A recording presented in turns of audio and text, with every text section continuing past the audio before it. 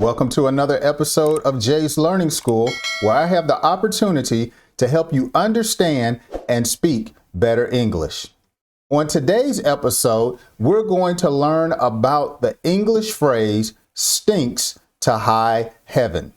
Now, before we get into today's lesson, make sure if you're not a subscriber here on YouTube that you hit that subscribe button right down in the description, turn on the notification bell so you can be notified of my new episodes. And if you learn at least one thing, smash that like button. Now, when it comes to something stinking to high heaven, it has to do with a bad or unpleasant smell. When something stinks to high heaven, you can also be describing a terrible situation, whether that be something at home, something on the job, or even in your personal life. Now, when you would use the term stinking to high heaven or that stinks to high heaven, you're basically saying that something is awful. Oh, those clothes stink to high heaven, or they smell awful. Oh man, your uniform really is dirty. It stinks to high heaven. You're basically saying that it smells awful. Something that stinks to high heaven is rotten. So unfortunately, sometimes kids can be playing and you would say, you stink to high heaven. You smell rotten. Okay, someone's shoes could smell rotten or stink to high heaven. Someone's hair can be rotten or stink to high heaven.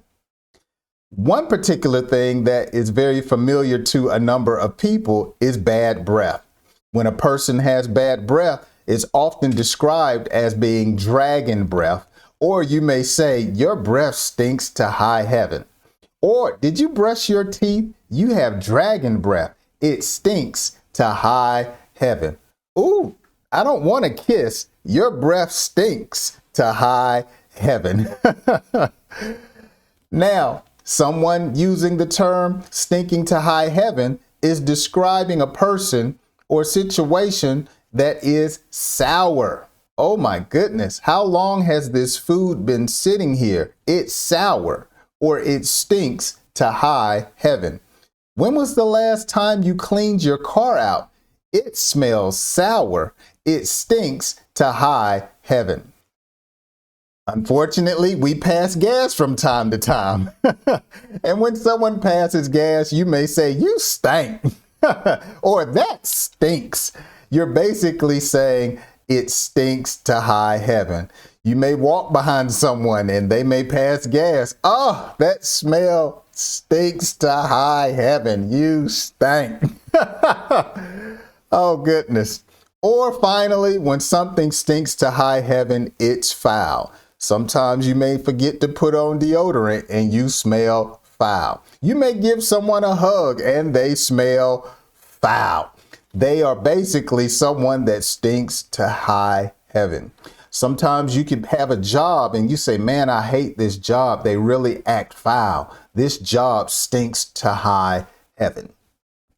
So if you have learned today what it means when it comes to the English phrase stinks to high heaven, I want you to smash that like button. That would really help the channel out.